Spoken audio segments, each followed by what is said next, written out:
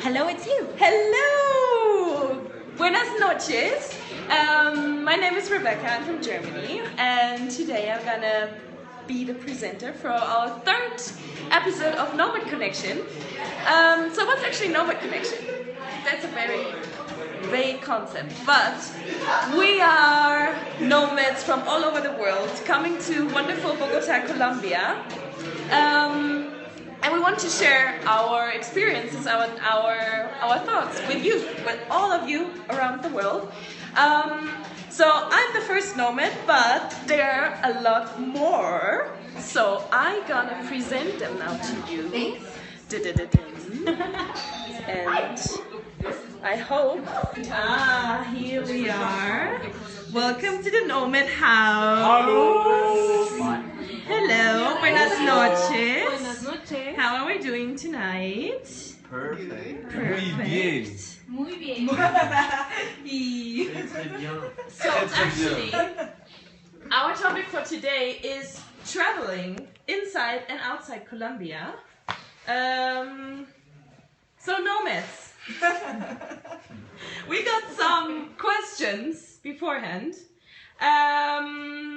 For instance, is there mass transportation in Bogota?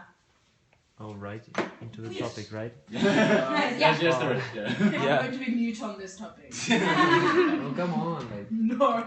Yes, there is mass There is mass transportation. Yes, There is. It has its flaws, big time, but there is mass transportation. yeah. It exists. All right. Oh, let's talk about travel, what it means to us first yes. before we get into. Yeah. All Can right. you pass me? I feel like that's a little burnt. Sorry. So, what does travel mean to you then? Oh, like Are we all directly? going one Yeah, by I was- one? Yeah, maybe. Yeah, one by one. One by one. Okay. I did that so many Hi. times. So I'm glad you're caught on camera. I did that so many times. I was like, Okay, somebody. okay, what does travel Okay. mean to you, my love? So we're gonna do a short round? Okay. Okay, traveling to me means like stepping out of my comfort zone and experiencing different cultures and learning that you don't know anything, basically. Pretty much.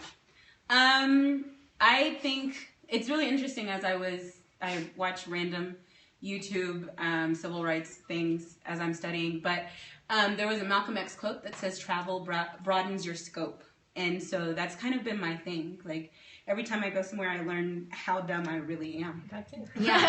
I'm one of the most educated, stupid people I've ever.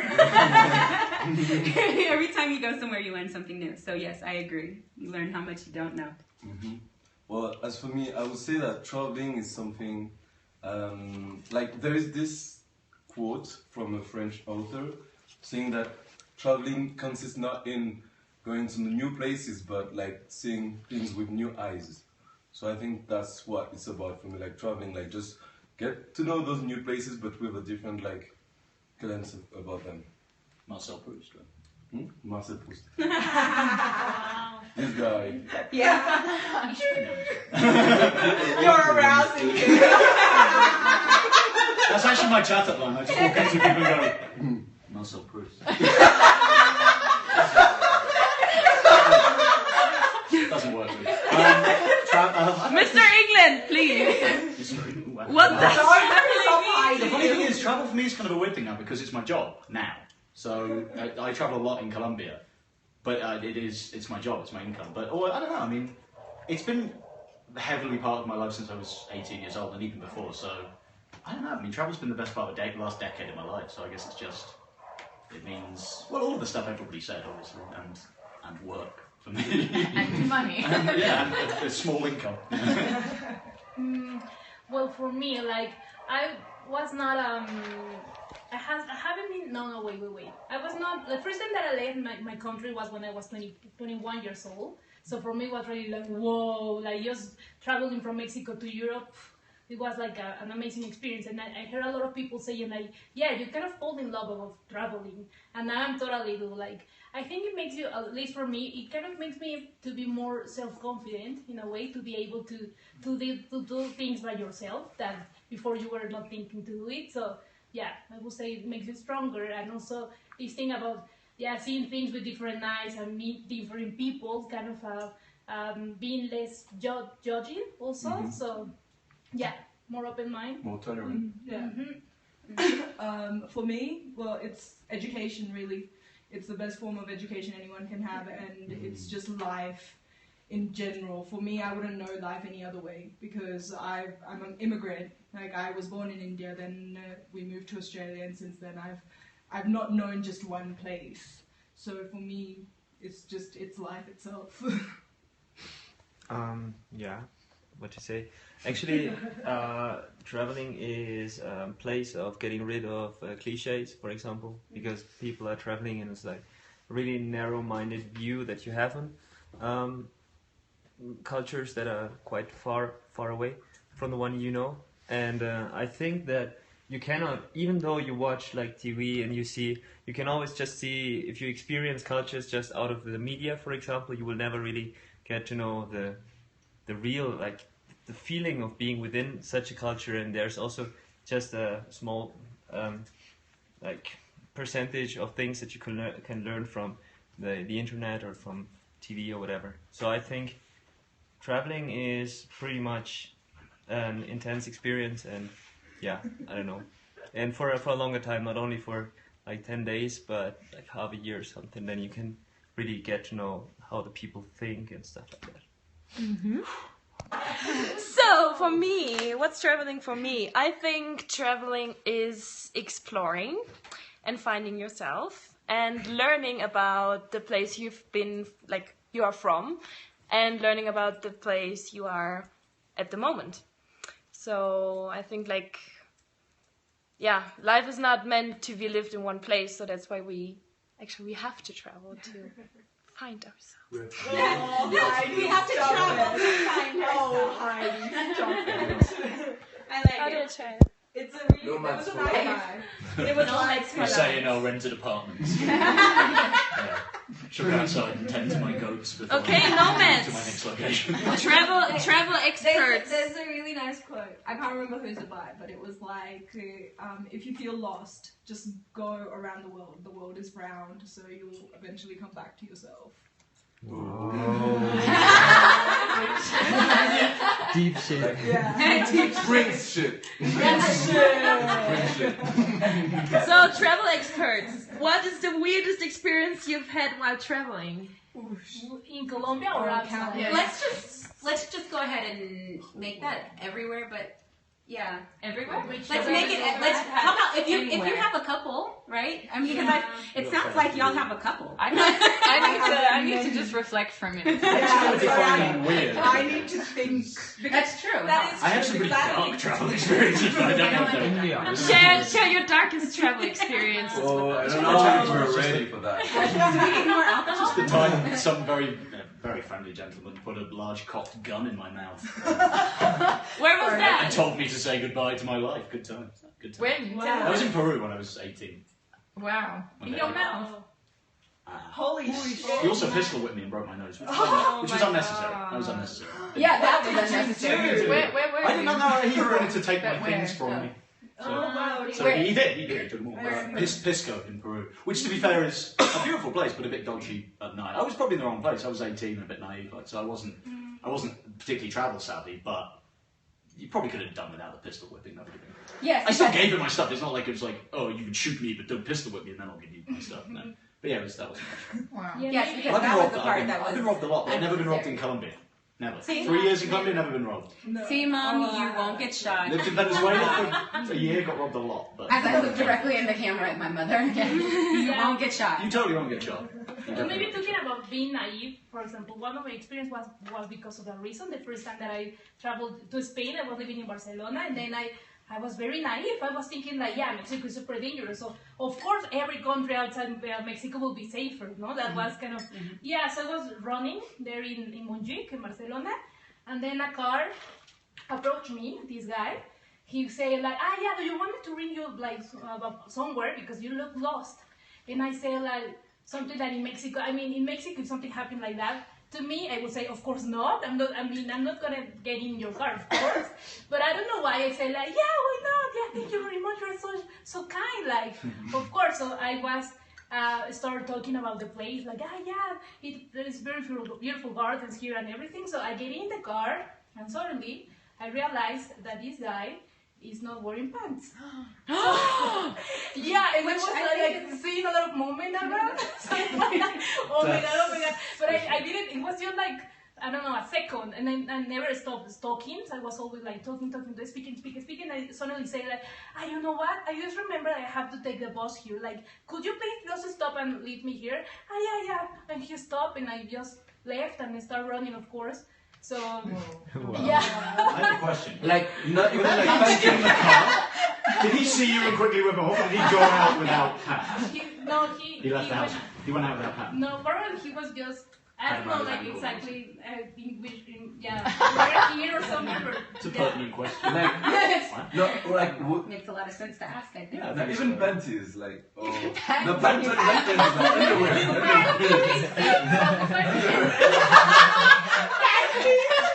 That's actually a completely different issue. That would be objectively way more awesome if he was just I wearing was gonna say, stockings. like, what's the preference? Do you prefer that he is not wearing pants, or do you prefer that he's wearing panties?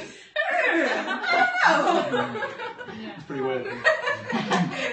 Does anyone else Not have even weird? like underwear. Not underwear. That's the point.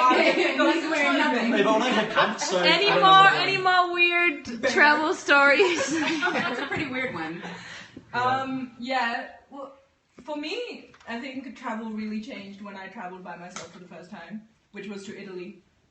And I spent like, 10 days or something in Italy traveling by myself, and pretty much the first night I was there, like the 60-year-old hotel concierge was like asking me out to dinner, and it really hit me, fuck. I am in the deep end now. You know where I'm staying as well. And he was asking me pretty much like every night I was there. But then also in the same trip, I was going from Florence to Venice, and I was on the train, and the ticket collector came, and he was like, oh, you're traveling by yourself? I'm like, yeah, I am. And then I was so used to that question by then. Anyways, he just asked me, gave me the like common like pity look, and then went, and then like 10 minutes later came back with a bottle of champagne, poured himself a glass, poured me a glass, and sat down and just had champagne with me. So I think it's not a weird experience, but it definitely like made me want to travel some more.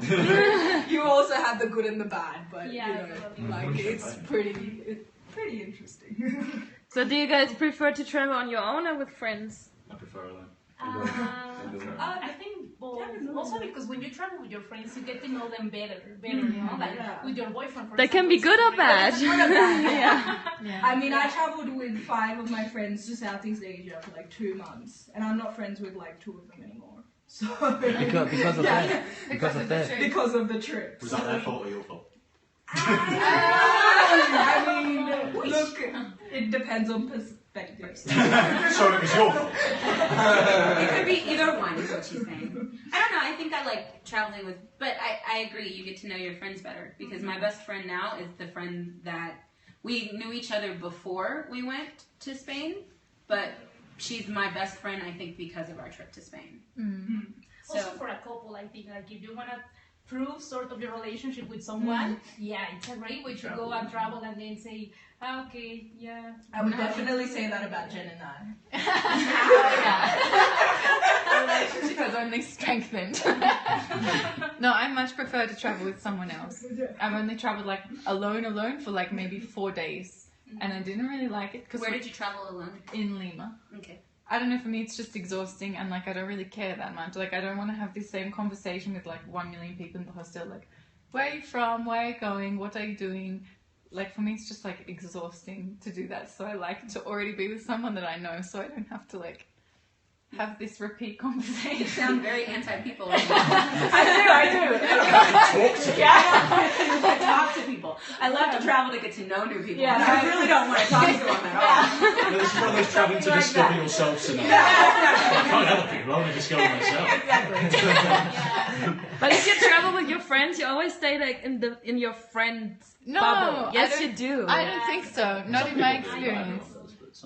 I think it depends on your friendship. Like, if you're already good friends, you don't need to be like with them like 100% of the time, and you just make friends with other people. But then at the end of the day, if that new person annoys you, then you still have your friend that you actually like with you. Yeah. So it's It's like a toy. Your friend like is like Yeah. when you're like annoyed. Do you see how I do it now?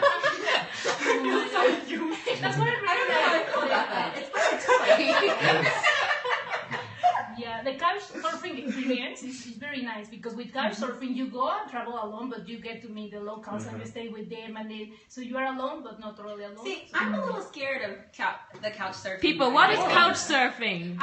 Okay. What is couch surfing? Also, it's like Right. a sort of social network thing where you can advertise your couch or look for a couch in a place where you're going to go and stay, and you can sleep on someone else's couch. Which I've done sometimes, I quite enjoy, but sometimes I feel a bit strange because sometimes I think it's a bit like hitchhiking.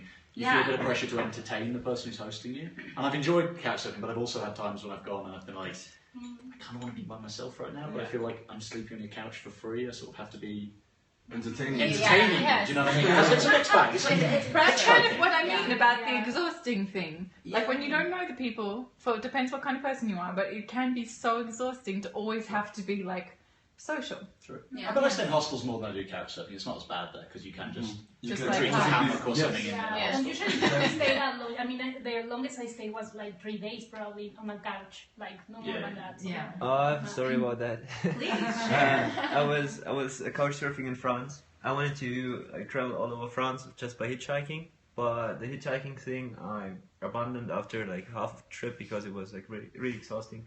And in the north, they are not that much accommodating like in the south, so you have to wait longer. And in Orléans, I think, I did couch surfing with a guy who was like 40 years old. 40. What? 40 years old. Full. I would not call that a man then. Yeah, and I didn't read. No, don't worry. What's your weirdest traveling experience? Well, I couch surf with a 4-year-old. Sorry. Oh my god, don't say that. And I didn't read his profile properly, Uh-oh. and he was gay. I mean, there's no problem with that. But I mean, he really like went on me. I don't know how to say that in English. Like, But yeah, He hit on he was, echar yeah, los perros. Echar los perros. That's one of my favourite Spanish slang. It's on you. Yeah.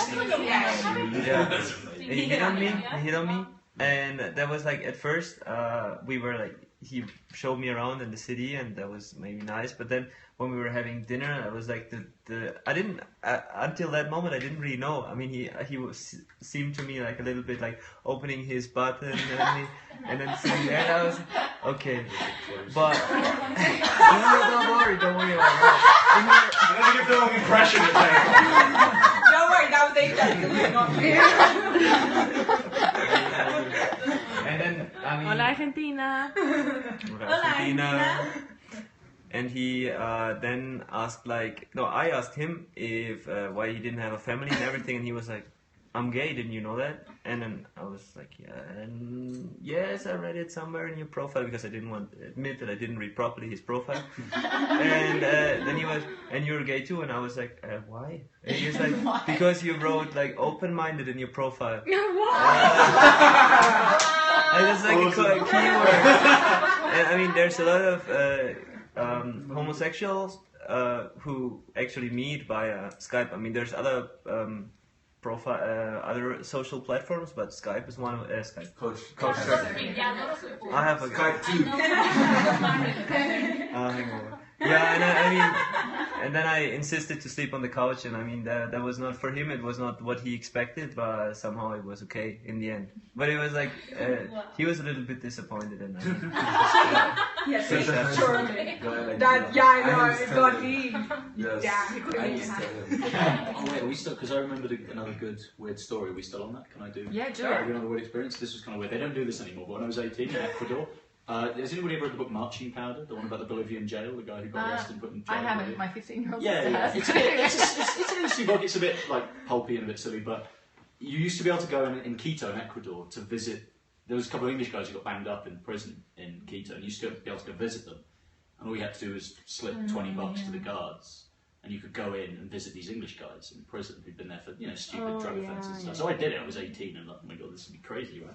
And it really was crazy because South American prisons are weird places. There were like wives and kids in there. All the prisoners were operating small businesses. In his cell, we had a cup of Earl Grey tea and watched the football on his massive TV in prison.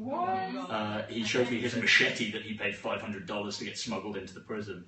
And and then he just dropped this on me. I'm 18 and I'm sort of like, well, this is really weird. And he goes, yeah, about once a month, the prisoners, kick the guards out and there's a big riot and people use it to sort of settle scores and there's like bodies in the courtyard. And I was like, huh, how do you know when that's going to happen? He was like, you don't. I was like, huh.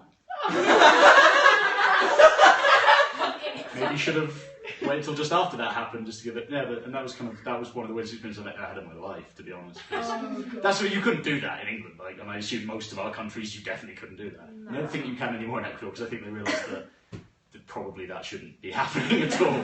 But maybe possibly. It was a really weird experience just being in jail with this dude in prison. So Nomad, since we are in Colombia, what are your experience with traveling throughout Colombia?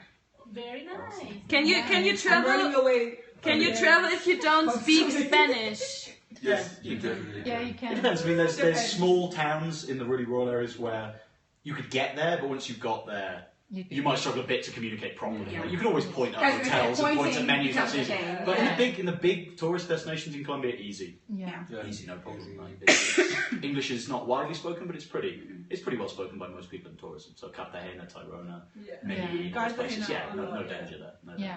I think if you speak Spanish, it just allows you to like go to like more hidden places and like more off the beat places that, like, even if you can get there with no Spanish, you're kind of a little bit screwed when you get there, and it's like maybe scary because you don't know what is going on. Well, though I would highly recommend to just like take a little course or just like by yourself try to learn a bit because Spanish it completely changes your experience. It does change your experience. The basic Spanish, because Colombians are so friendly as well. Yeah, they want to talk that's to you. why. Yeah, they want to talk to you, wanna and talk if you can like interact a little bit, like you can get like really good, opportunities to do things, to get like reductions on things, and it's like really. And Colombians in small towns have insane stories, almost all of them. Because they're not always good stories, like happy stories, but crazy stories. And you learn a lot. You want to understand it, you want to chat know about that. It's true. And how much does it cost? It can be cheap. Yeah, it can be as cheap as you want it to be, I think. But what's cheap? Well, It depends where you go and how long you go for. But like if you do a weekend trip, say you go to Medellin or something, I reckon like 300,000. So like So $100. Yeah. Well, $100 US. What is? Yeah. Like that wouldn't be a really Like- tight like budget. 150. 150 Yeah. Buses, So yeah, $150 for the for you, weekend. not What for is it? Australia. Yes. For Australians, yeah. buses aren't that cheap. Buses aren't that cheap. The actual transport is relatively expensive. There is this airline Viva Colombia or Avianca, it depends. But it depends depends on on your sense. Viva are pretty cheap. It's like Ryanair, so you have to be careful because I flew with them twice, and I didn't know about the check-in online that you have to do online. It's 30,000 pesos, right? Yeah. 25,000. You get there at the counter and you want to get your to do the check-in, and then they tell you like, it's 25,000. You're like, why? And they're like, Yeah, but that's it. much They get you on the much website. You have to cheaper. check some boxes, but uncheck some. Yeah. You have to uncheck. Yeah. Some you have to check. And then there's like But that's one the at the thing. end that you One have to check. So they get you eventually. It's quite fun. Yeah, they will get you. It's annoying, but it's No, quite but smart. much cheaper than Ryanair. Ryanair, if you don't print your own boarding pass, they charge you like €80. True.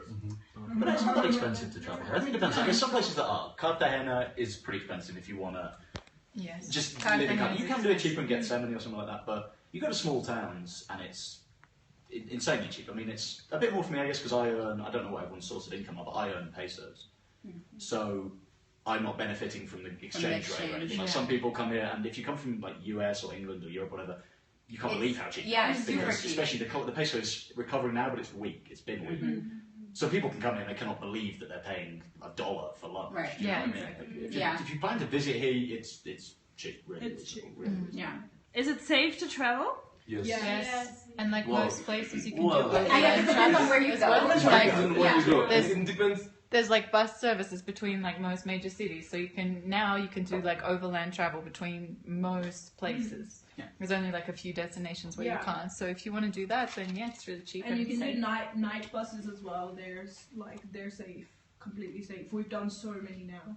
Yeah. The danger of the night buses is a pure trap. It's purely a trap. Yeah. Like it used to be that night buses might be dangerous because of sort of bandits or guerrillas and stuff, and there's not many routes like that anymore. But how are the people do roads? drive maniacally here. The roads are okay. the roads aren't terrible, but they're privately owned, so they're Yeah. maintained. So the conditions are. They're very Alright. okay. If you get travel sick, traveling in the Andes, you will need some. Yeah, because they're whining. the mountains. They Yeah, take the you quick. mountains. And yes, The mountains they, will make they you drive so crazy. quick, the buses. Yeah.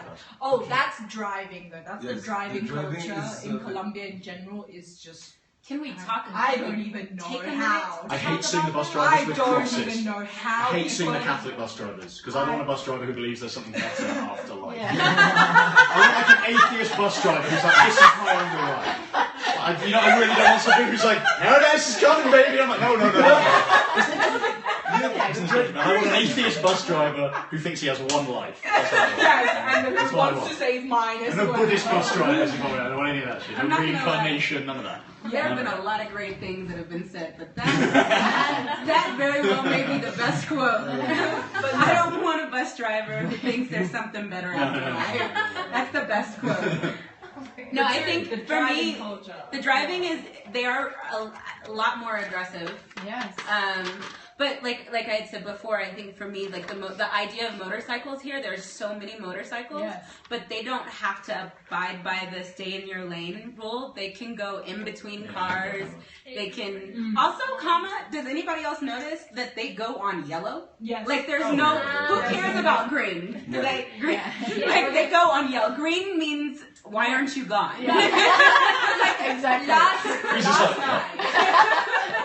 Last night I was coming back from Zona here, and literally the traffic, it was still busy. It was only like 8:30 or something, and my taxi driver did not want to stop at the lights. It was red, but he just did not want to stop, and there were pedestrians. And they just crossing, and it wasn't even like he literally got right up to the pedestrian crossing and then like braked. I hit my head on the seat in front of me. Like that's how bad it was. Yeah.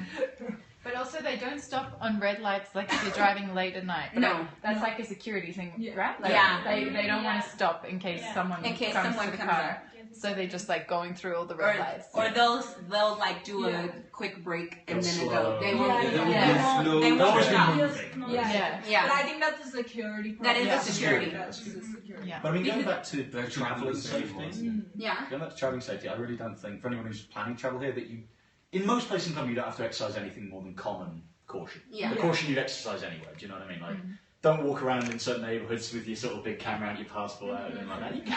I do. Be a bit smart. You have your camera out, but be a bit smart, do you know what I mean? Everyone Who are we waving to?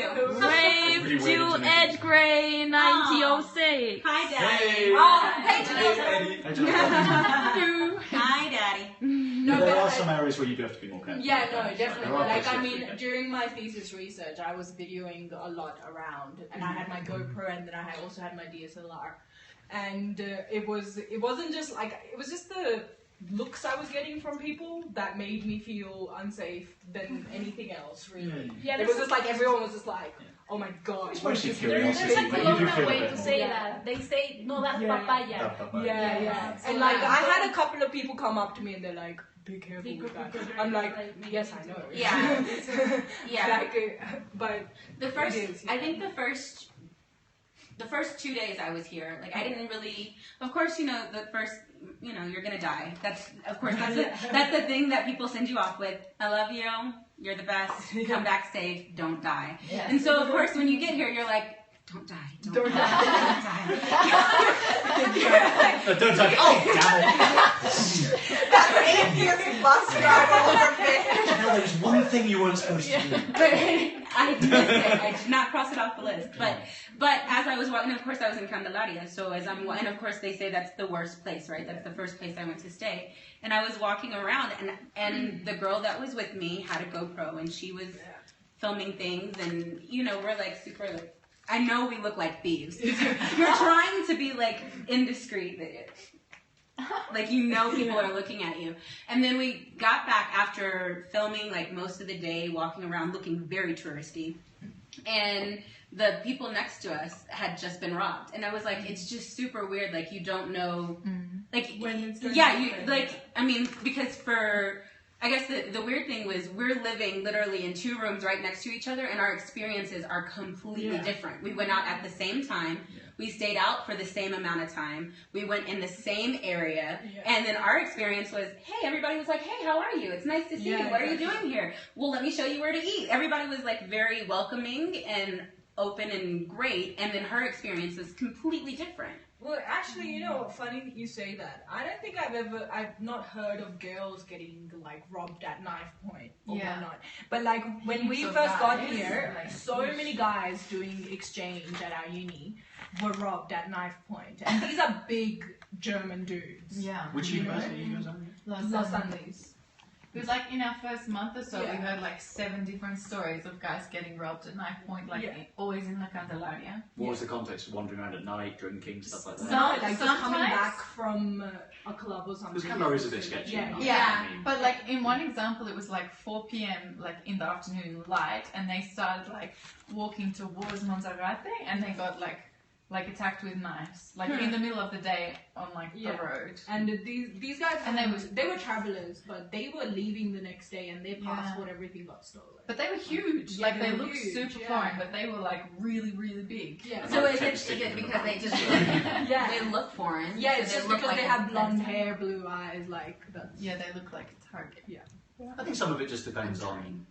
I think sometimes it's hard because I think sometimes obviously it is quite random, but occasionally if you go into it with the concern of being robbed, sometimes a lot of it is just about projecting confidence. Yeah. Like I've been here for 3 years, and I lived in Venezuela for a year before, so I came to Colombia not really concerned about that stuff because everything I'd heard was more positive safety-wise than Venezuela. So I think a lot of the time it's like you attract the attention more. It's like the advice I always give to people if they have to walk from a club to home at night is walk with purpose, like you know where you're going, walk fast. Like you would, to be fair, in a lot of cities. It's just sort of walking around sort of like somebody's going to be like, lost sheep.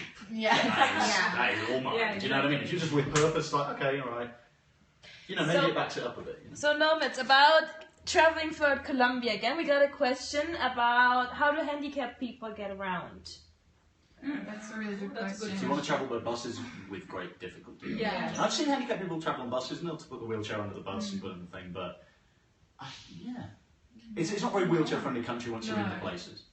Or even in Bogota. I Even don't know if if it's you're- very- not really. Even when you're getting on the buses here, like especially colectivos, like there's just.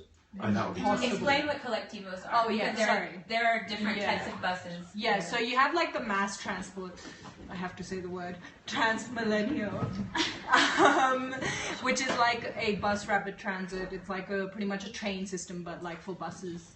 And then you also have still the traditional like buses that are sort of just running around in the streets, and they stop wherever you need them to, sort of thing. Like you hail them, and You they hail will- them like a cab. You that hail was them like weird a to cab. me. You hail them You like hail a cab. them like a cab, yeah. So you have those, and they're called collectivos, and getting on them is just a hazard in itself because the bus driver may not stop, and because they're driving at such a speed that they're not going to stop in front of you, they're going to stop like 20 meters ahead, and Yeah, pretty and much you kind kind of run. and you wait, and they wait less than a minute for you to get But we on, were and talking that's about it. handicapped people. Well, yeah, sorry, that's what I mean. That you can't That do you that. can't- So, but that's what she's meaning. Like, if You can't that's do how that, they you can't do that's that. how they pick people up. Yeah. If But you're in Transmilenio, you can. and Transmilenio is Transmilenio, good. it's okay. Peak hours, no. And city to city, you definitely Peak hours. you could. City to I city. saw you someone could. with a Night buses, wheelchair yeah. yesterday, peak hour, trying to get on the Transmilenio, and I was like, you poor person. Like, it's just like a mob, like, pushing you. Sometimes your feet aren't even, like, touching the ground when you're getting onto the thing, and people don't really give a Yeah, shit. they They're don't. like, Personal like, space in a is not wheelchair. The other, thing. the other day there was a couple with their pram with their kid in it, and literally like the father was sort of like just creating this barrier around the pram so that people weren't to trample over the kid. Yeah. How about the buildings? Are they convenient? What does that Building. mean? like That is entering exactly. for handicap, right? Depends. New builds, new builds Yeah. are built with that in mind, but a lot of the old builds not so. Like this All of them This one. have like Is it? elevator. Yeah, well, I live on a I mean- fifth. I live on a fifth floor walk up, so you couldn't. And Yeah, you'd have to have as someone well. to carry your chair up. You couldn't just can't. live in. You couldn't. There's no elevator in mine, so no chance. But that's an old building. Yeah, but there are a lot of buildings old are- New buildings totally. New buildings are They really do have well that. designed in Colombia, but My last apartment did not. Like, I mean, you Well, just, our apartment doesn't. there's just no getting to it. Yeah. Our friend broke his foot. Yes. Literally couldn't come up to the apartment. Yes. So you would say that the easiest and best mode of traveling throughout Colombia is via bus? Or by plane. By It plane, depends. yeah. Like if Depends you how plan, much money if you you plan your It's trip faster, like way faster. quite like early, it's cheaper. It can be cheaper to travel by plane than by Yes. bus. that's right. To be fair, Colombia has a really, really good network of airports, partly because of the conflict that we talked about last time. So many roads have been so inaccessible for other. Colombia actually has the oldest airline on the continent, Avianca. You know, it's got a really strong network. All towns of even a reasonably small size have a small airport. I mean, it's more expensive to fly, but you could. If you Yes. wanted to, you could. But buses are pretty easy here. And you do them by night if you're travelling long term. Yeah. You save the night's accommodation, Yeah. sleep on the bus. It's easy enough.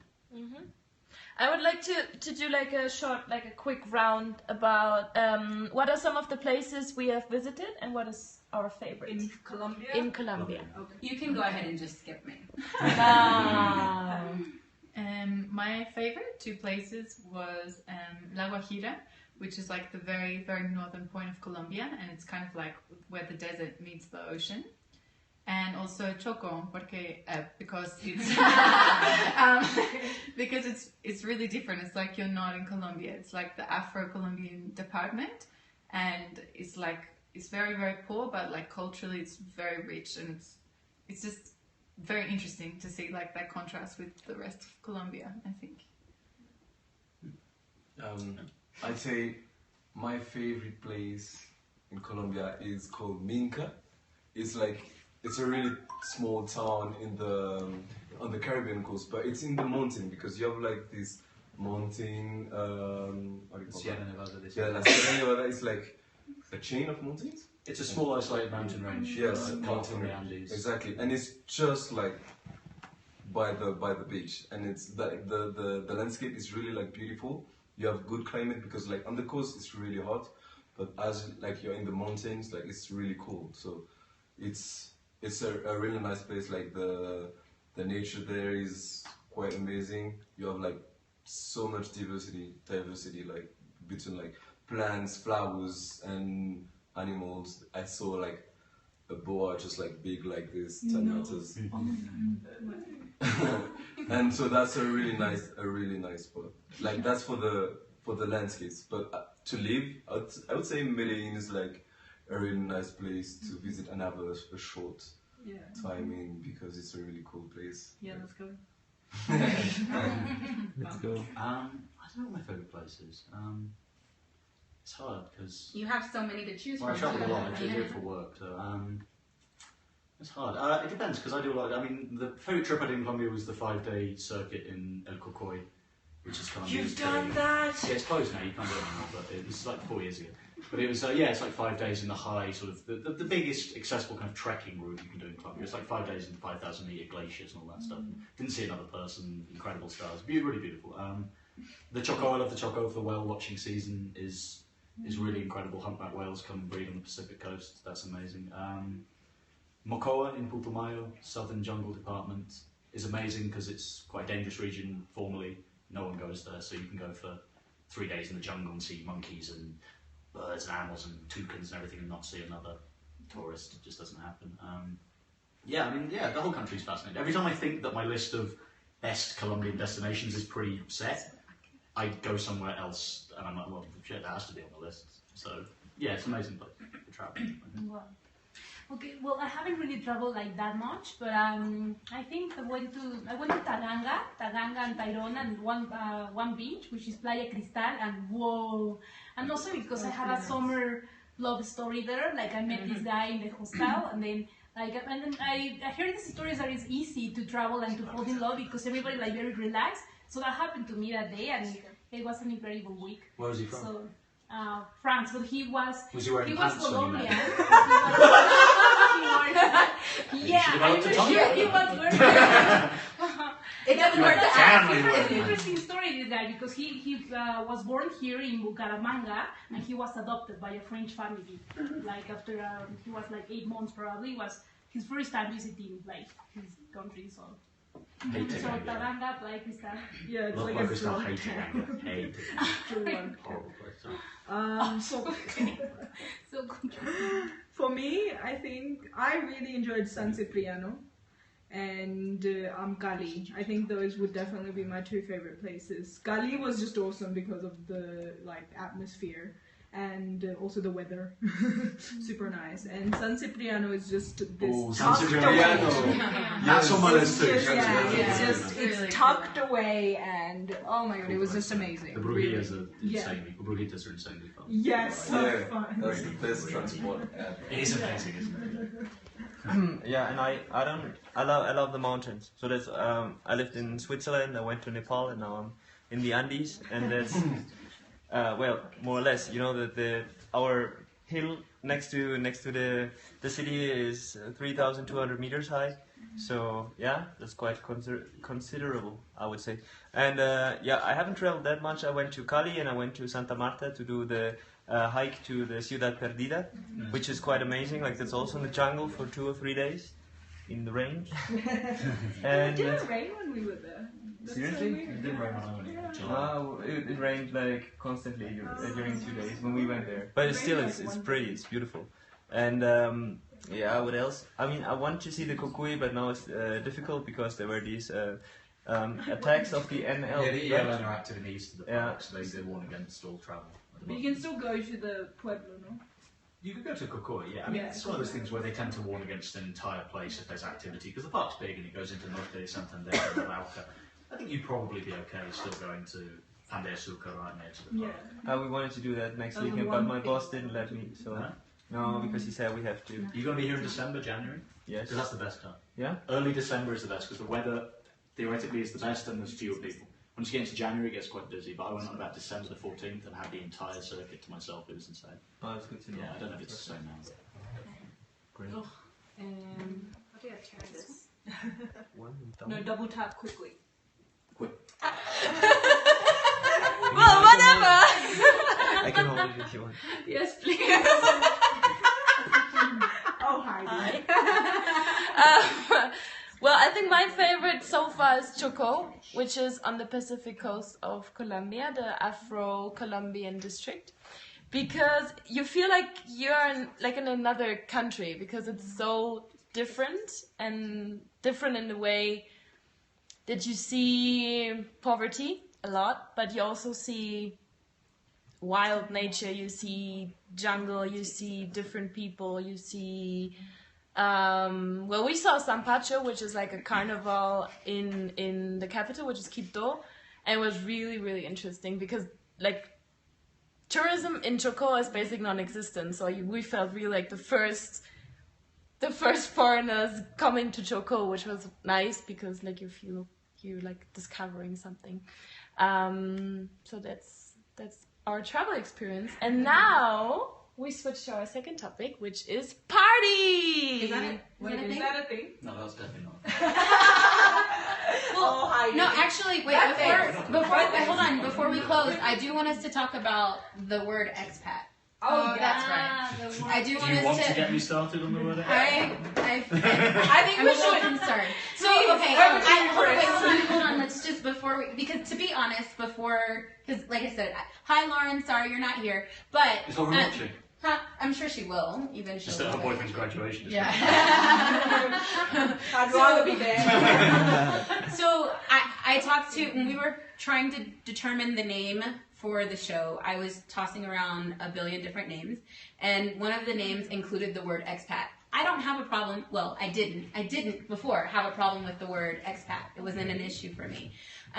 Because the idea of an expat is someone who lives somewhere else, or is from somewhere else, but lives somewhere different. Right. Right. The question is... So I'm saying for me, I didn't have a problem with it until Lauren quite verbally chastised my life. I mean, she was very kind as she beat me up with her words. But she was like, expatriate, I hate that word. No, I hate that word. I hate that word. I was like, oh God, I don't know what I said. I said a bad word. And so I'm just going to throw it over to this gentleman because they share a very similar idea of why. Okay, so I don't have a problem with the specific word expatriate. I don't understand. It comes from Latin. It's got a meaning. I get it. But the issue I have with this is its application and how it's very selectively applied to people. So I get to be an expat because I came from a well-off country with the luxury of a nice passport that allows me to go anywhere, and came and lived in a country with a bit of money to set myself up in a very easy situation. I can just come and do this. Whereas people who sort of leave another country that's, as it were, economically inferior, shall we say, to the country they're going to, they're immigrants. I.e. me. They're immigrants. They don't get to be expats, even though they're essentially doing something quite similar. They're going to a different country to set up a life and earn money. They don't get to be expats. If everyone was called expats, I wouldn't have a problem with the word. But I'm an immigrant in that sense. I came to a different country to live and work here. I use their hospitals. I would have gone to their universities had I been at that. And also the point, like That why do we get to be called expats? I get to be an expat because Why I'm aren't we called Western. immigrants? Why are we not Because we immigrants? Western, why are we not immigrants? Yeah. Have you ever heard of Because you guys are English, studying for 6 like- months. No, It's not but quite the same. I immigration- moved here. I live here. Yeah. I'm an immigrant, basically. I'm not coming for 6 months. I have an apartment, a job, Exactly. a visa. I'm an immigrant. No, there's But no negative people won't connotation to call the word. him like, oh, that Yeah, but English that's what immigrant it in is. But we're Colombia. expats. They'll You know call what I him mean? Whereas in England, expat. somebody who's just arrived from Yeah, Syria exactly. or from India is an immigrant. They're not an expat. It's not like, Like, oh, so I you're an would- expat too. It's like, oh, so I you wouldn't be immigrated. called Yeah. an Indian expat. Never. No. And also, you never hear American immigrant. No. You always hear an American expat. I think And- it depends on in the country, because in Mexico everybody they don't know the word expat.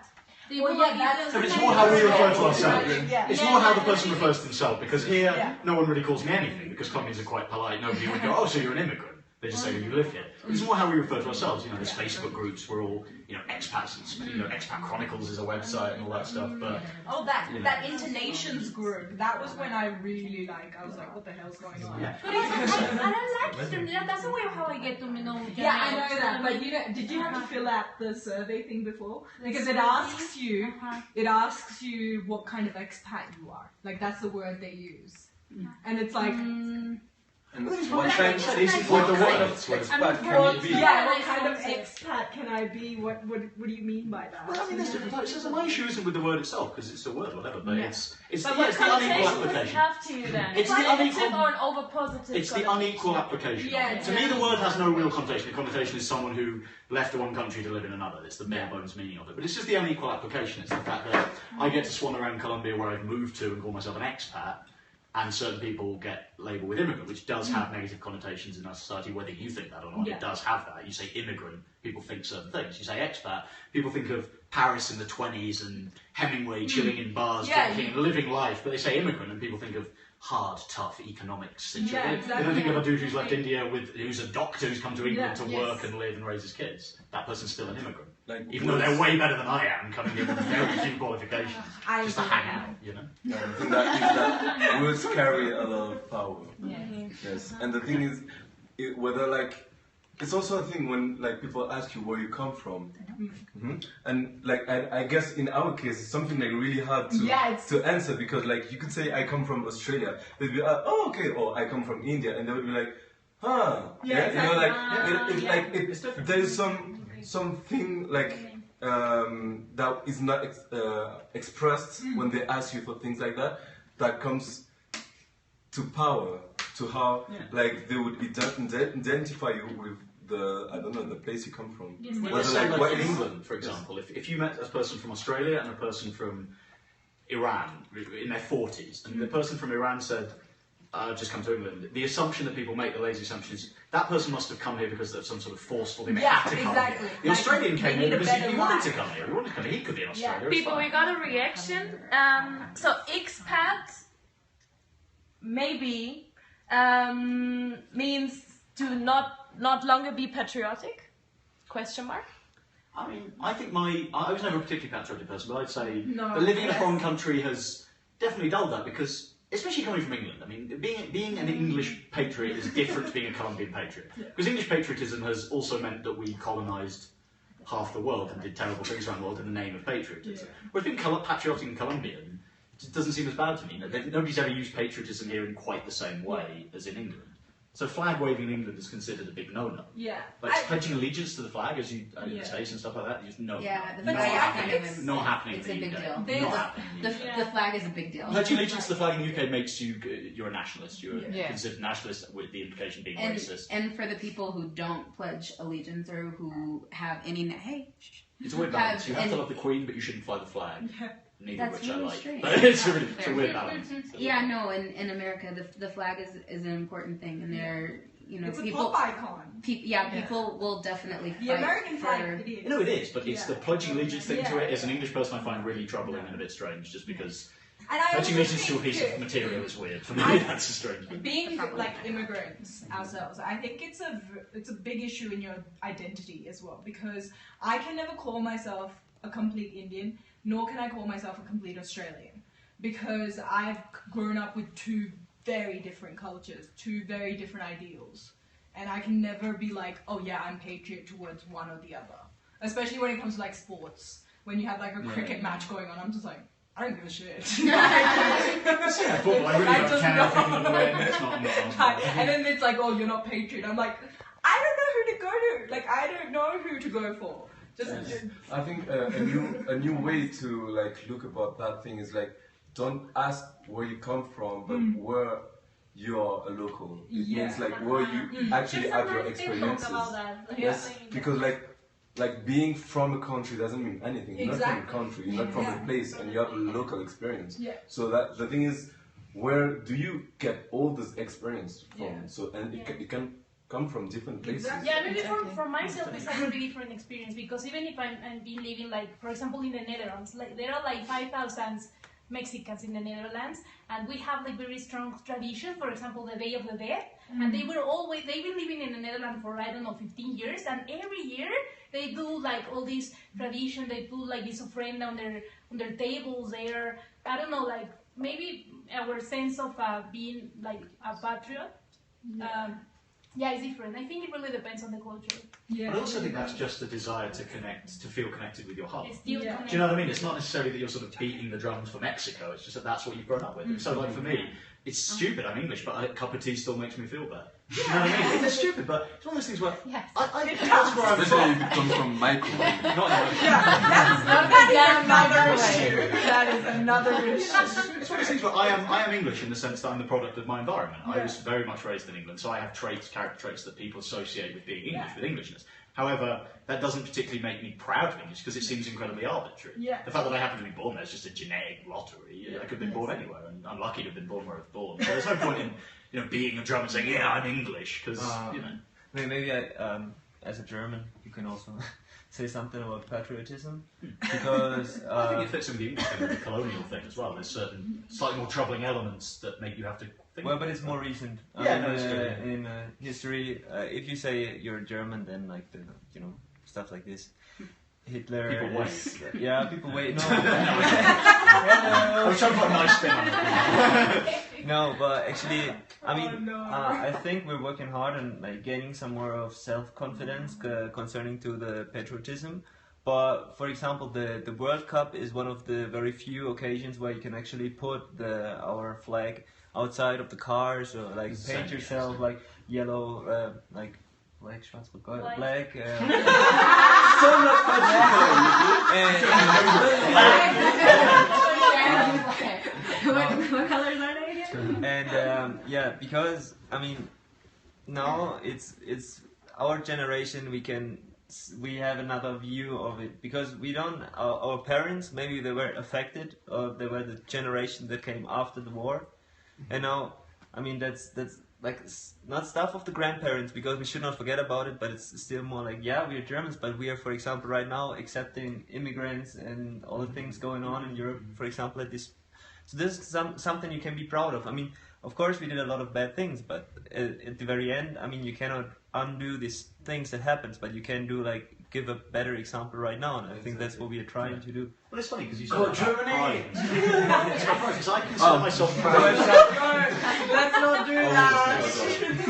I consider myself proud of certain elements of Englishness, but the things that I'm proud of are the things that aren't traditionally associated with the flag waving. So I'm proud of the fact that we are historically quite a multicultural society. It's not perfect, but England is a country that has theoretically a lot of the time because of colonialism, sure, but has had a great deal of mixture. And actually, if you go to the average English person, people are quite open generally, I find, to people from other cultures. Things like that you're proud of, right? So you're proud of things that are positive. I'm not proud of it because I'm English, I'm just proud of it because that's a good thing that happened in my country. So I'm it's not the really same proud in of that, Sydney. Like, you have a really multicultural society, but like I find that in Sydney, people only want the good things from the different cultures. So you have like you have the food, you maybe have like the occasional festivals, but then suddenly, you know, like the Syrian crisis happens and suddenly every Muslim is a terrorist. So That's everywhere the same. that's a global phenomenon. In the UK. But has it ever happened to you to get more patriotic while you're outside your country? No. Yes. Like this is happening to me. Yes. This is happening to me because like since you are like reflecting more about like where you're from because you see what's different. Yeah. And I get more patriotic, nostalgic. I'm Yeah. not proud of my country, but there's certain things that I would never think much about in England that I suddenly find myself thinking about more. I think it's because you're It's missing not because I'm the proud, things. it's, I miss things. Yeah, It's you miss nostalgic, the things, you miss certain foods. I you miss, romanticise like, elements of England. Yeah, But when I get back exactly. there, I look at it and go, Yeah. wow, this is not the rolling green meadows, this is the small island with 65 million people on it, and it sucks, wow. Very subconscious. For me, it's been very subconscious because I just realizing, like, I've been living not in my country like for 4 years now, and I still speak like a very strong Mexican accent. Like everybody here in Colombia, like every time that I say into the taxi one thing, they say I'm from Mexico, and I mean I think it should be kind of like more neutral, no, now, but no, it's this there. So maybe it's also part of my subconscious feeling of I want to keep kind of belonging or having my identity, something like that. But also in a sense, I mean, coming from a Spanish-speaking country to another Spanish-speaking country, why would you change your accent? Yeah. Do you know what I mean? Like, Yeah, because you grew up speaking the native language. In a sense. Like, So, I mean, for me, I I put on a attempted Colombian accent because I grew up speaking a totally different. But I know some But it's the Mexicans same with here, and they English, speak, like start speaking with you don't with suddenly words. forget your English accent if you go to Australia. No, yeah. My I could do cousins, a crappy impression. All right, mate. When I was Yeah, like, exactly. you know? My cousins lived there for 5 years and they're English, and they went back having an English accent. So. I think it depends when you move. There's something Like, I'd quite never pick up strange an accent because I guess like in my case it's a little bit different Yeah. because like moving from Martin we do have a very strong accent in French to France. Yeah. Hello to I could notice that I had to change and people would tell me, oh, you speak different, like where's your accent? Yeah. So But I it's- think For it's the words, no? I Like, mean, thinking and the how words, you too. feel like Mexican and Colombian, you have a lot of different ways of how to. Yeah. Of course, but I guess you don't say different things. chingon. You don't like, say oh, chingon, yeah. you don't say chingon. Yeah. But like, I mean, my first language is Punjabi and Hindi, and then I've never had an Australian accent, like a true Australian accent. I've never had. Yeah. And But you also don't have like an Indian accent. I don't have. Yeah, I like mean, I for hear me, that it's I'd be just- Australian in it, but not strong. No, like, and I've never had that. Yeah. And but that's not consciously done. It's just how you It's speak. just how I speak, and that's just how it is. So I think, So here's what we do. Well, I think I've never ever felt more patriotic being outside of my country. I think I felt much less and less patriotic, like the more time I spend away from my country. Sorry if anyone in Australia is listening, but the distance makes But do you me feel like, that nostalgia for certain things? for food, anything? the hot water, not the hot water, the hot weather and the beach. There are things that you think about more. Yeah. And fresh food. and the food. But it's not like we have like typical food. No. I But just miss like food in bread general. without sugar in it. It's not like in England. I don't miss English food. I miss Chinese food, Indian food, Middle Eastern food. That's the stuff I miss. From Yeah, England. well, It's yeah, not that's what I mean. Like, English. Yeah, it's not English. Well, I mean, in a sense, I like that. That's what's saying about the multicultural thing. Actually, it seems English. Everyone say bye. Bye-bye. See you next time. See you at the party. Thank you. Take it easy. Yeah. So, my dear Nomads, I'm very sad to tell you that We're wrapping up. we're working out. Sad panda face. Well, before we go, Keep talking. When You're not going to be included. we have to sit in silence once the camera goes off. That's the rule. but before we go, it is a birthday. So for those of you Whose who are, birthday is that? I don't know. I think it's mine still. So we have 3 Nomad birthdays in like a row, like every weekend. So we are going to be some tired nomads next week. But And I'm going to be an absent. and it's true. It's true. I'm going to be So we absent had during the Mendish moment. last week. Yeah. Birthday Thank girl. you guys. These guys spoiled me rotten. And then Didn't turn now we have Pilar. And of I'm course getting- I'm next 12 years old now. 12. Soon you'll Yay! be a man. Especially off the Tetron tonight. And then of course afterwards we have Marcela. So, thanks for joining us. We will see. Wait, are we doing next week? What are we doing? I'm not. I know you're not. It's a I know you're holiday, probably so it not. kind of depends on whether people want to travel. So we don't really know Whether if we we're want to doing actually next be week. nomads, you know? Or some of us may get together and see you next week anyway. It might not be a formal thing. It might just be a thing. I don't know. So thanks for joining us for episode 3. Woohoo! Wrap. We are going to drink lots of water and sit here and Hey, read the Mom. Bible. This is Or Daddy. the Bible's got some pretty messed up stuff. It can be a fun read. So It's a we're fun gonna read. sit here and sing Kumbaya, basically. Of course, after that we're gonna go and drink at tonight. Teatron. I will go out. Also, we did not mention Teatron. So Teatron is one of the biggest bars here in Bogota. Yeah, we did mention One of the biggest what now bars? Last time. I said bar, but fine. It's one of the biggest gay Biggest gay bars clubs in South America. Biggest in- gay club in South in America. South Biggest gay club in America. South Okay, America. so it's got the biggest gay club in South America title. So we are all going to the club tonight. We're gonna have a To great find our time. true self. To Our true gay self. Right? You still filming? Thanks for joining us. Perfect. It's getting crazy. This is how we normally live. Thanks for joining us. Bye. You have to pull it down. You have to. Amen.